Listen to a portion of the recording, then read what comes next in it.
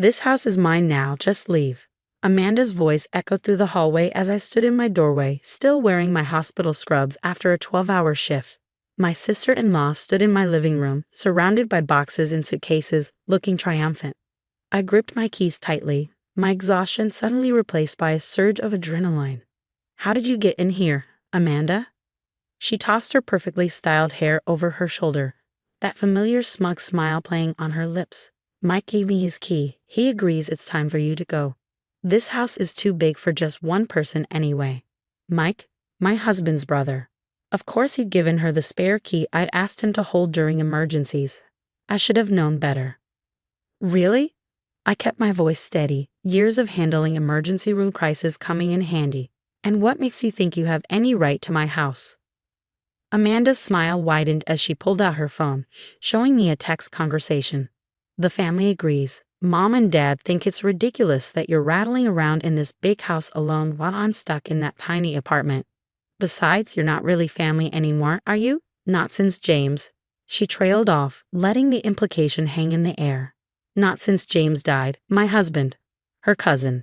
The unspoken words hit like a physical blow, but I refused to let her see how much it hurt.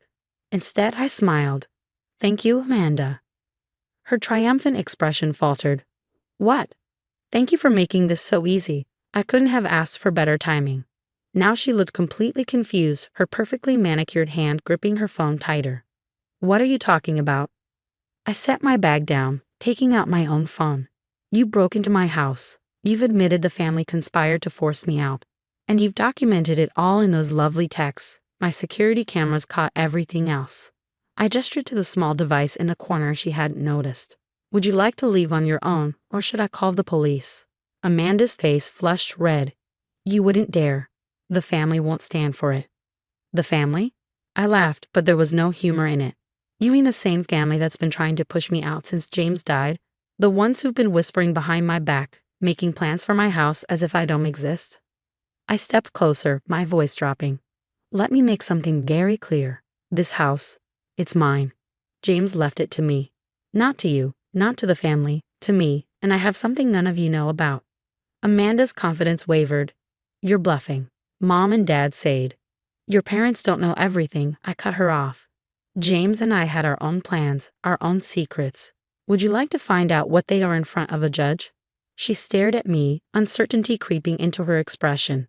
For years, I'd been the quiet one, the outsider who married into their precious family. They'd seen my silence as weakness, my grief as an opportunity. They had no idea what James and I had prepared for. You have exactly 1 hour to get your things and leave, I said, checking my watch. After that, I'm calling my lawyer. And trust me, Amanda, you don't want that. You'll regret this, she spat, but her hands shook as she started gathering her belongings. When Mom and Dad hear. They'll hear about it, I assured her. In fact, I'm counting on it. You've just made everything so much simpler. As Amanda rushed around, throwing her things back into boxes, I sat calmly on my couch, the one James and I had picked out together, and started typing out a message to my lawyer. The security footage was already backed up, Amanda's attempted takeover documented in perfect detail. James had always said his family would show their true colors eventually. They're vultures, he told me during one of our late-night talks. The minute they sense weakness, they'll swoop in. That's why we'd made arrangements, set up protections that none of them knew about. I watched Amanda struggle with her boxes, her perfect hair now disheveled, her confidence shattered. Part of me felt a twinge of satisfaction, but mostly I felt tired. Tired of their schemes, tired of defending what was rightfully mine. Time's almost up. I called out as she made another trip to her car. She shot me a venomous look but moved faster. My phone buzzed. A text from Mike. Amanda says you're threatening her. This isn't what James would have wanted. I didn't bother responding. They played the James card for the last time. Tomorrow they'd learn exactly what James had wanted, what he planned for, and none of them were going to like it. As Amanda finally loaded the last box, she turned to me, her mascara slightly smeared. You have no idea what you're starting. I smiled, thinking of the envelope in my safe, the one James had left with specific instructions. No, Amanda, you have no idea what you just finished. The door closed behind her with a satisfying click. I sat in the sudden quiet. looking around at the home James and I had built together. On the mantel, our wedding photo smiled back at me. James had known this day might come. He'd made sure I was ready for it. I picked up my phone and dialed my lawyer's number. "Hi, David. It's time." They made their move just like James said they would. "Let's show them what we've been holding onto." The next morning, I sat in David's office, watching as he laid out the documents James had entrusted him with. 3 years of meticulous planning spread across his mahogany desk. "Everything's in order," David said, adjusting his glasses. James was thorough. He knew exactly what his family would try to do.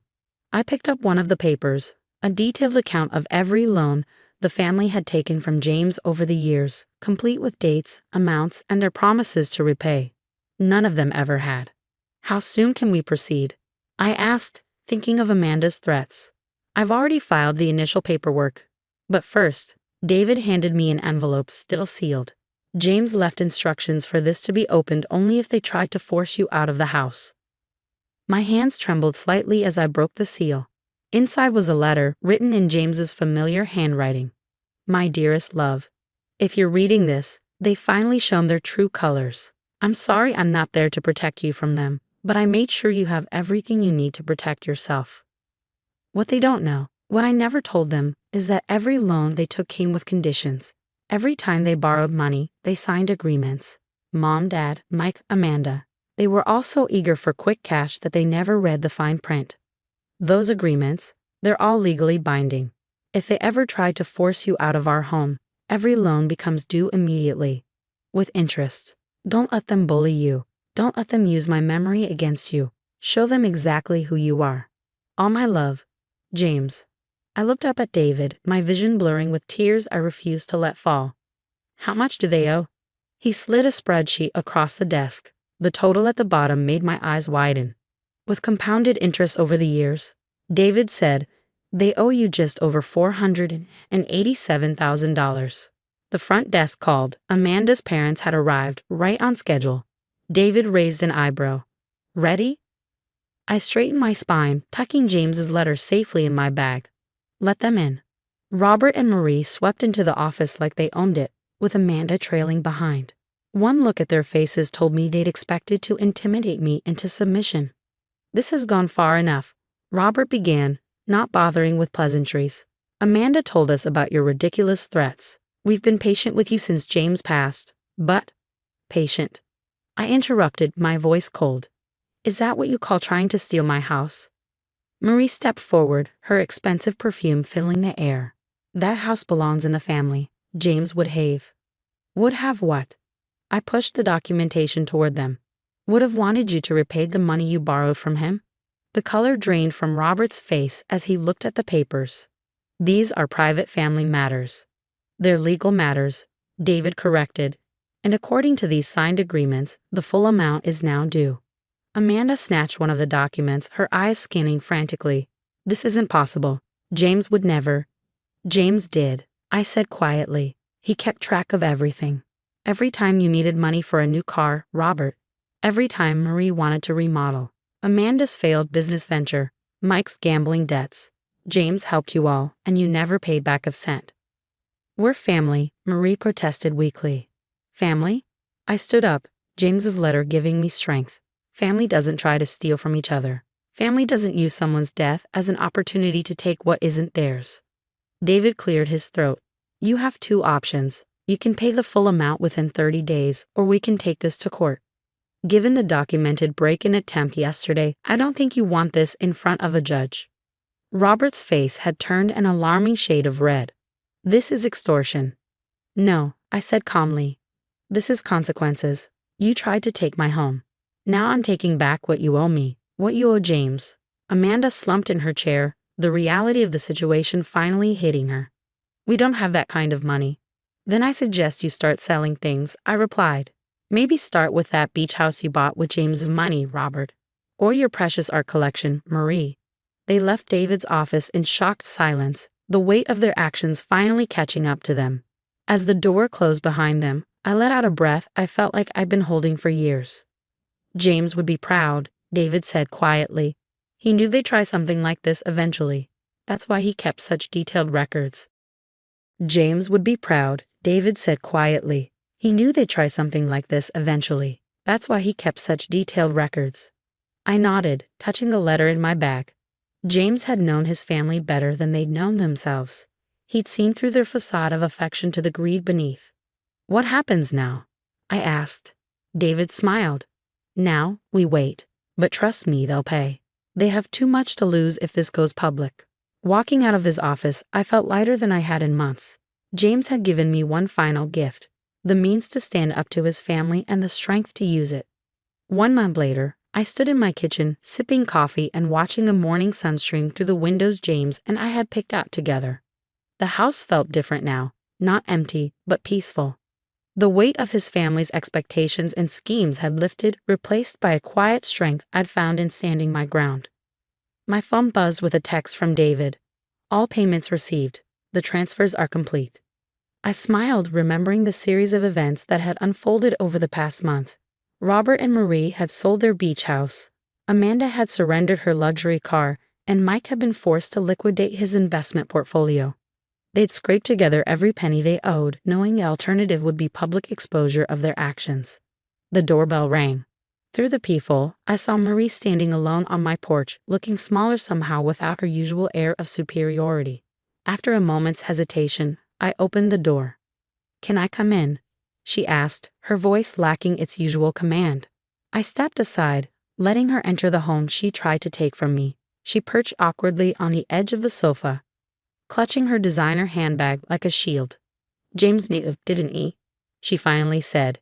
"He knew we'd try something like this." "Yes," I replied simply. "He knew exactly who you were." Marie's eyes filled with tears, real ones this time, not the manipulative displays I'd seen before. "We lost everything, not just the money, but our reputation. Nobody in our social circle will look at us the same way again." "You lost what you never really owned," I corrected her. "Everything you had was built on James's generosity you abused." She nodded slowly, looking around the living room at the photos of James and me, the life we built together. "I didn't understand until now. Why he chose you, why he trusted you more than us. You were never after his money or status. You just loved him." "I still do," I said quietly. Marie stood, smoothing her now wrinkled skirt. "Amanda's moving out of state. She can't face anyone here anymore. Robert, he's not speaking to anyone. Our family is broken." "Your family broke itself," I replied. "James gave you every chance to do the right thing. You chose greed instead." She walked to the door, then paused. "For what it's worth, I'm sorry. Not just for what we tried to do, but for how we treated you after James died. We were wrong." After she left, I went to my bedroom and opened the small box where I kept James's most personal letters. At the bottom was a photo of us on our wedding day, his family arranged around us, all smiles and false warmth. He'd known even then what lay beneath those smiles. "They'll never understand real love," he told me once. "They only understand possession." My phone buzzed again. A message from my best friend Lucy. "Dinner tonight? Time to celebrate your victory." I smiled, typing back a quick yes. James's family had tried to isolate me, to push me out of the life he and I had built. Instead, they'd only proved why he'd worked so hard to protect me from them. Later that evening, sitting in my garden with Lucy, sharing wine and stories, I felt truly at peace for the first time since James's death. To James, Lucy raised her glass. "The man who loved you enough to make sure you'd always be protected." To James, I echoed, looking up at the stars we used to watch together. "And to standing your ground." The house around us was more than just walls and windows now. It was a testament to love that extended beyond death, to the strength that comes from knowing your own worth. James's family had tried to take it all away, but in doing so, they'd only made me stronger. I kept my home, my dignity, and most importantly, the truth of James's love. In the end, that was worth more than all the money they'd been forced to repay. Tomorrow would bring new challenges, but I was ready for them. James had given me the tools I needed, but the strength to use them, that had been inside me all along.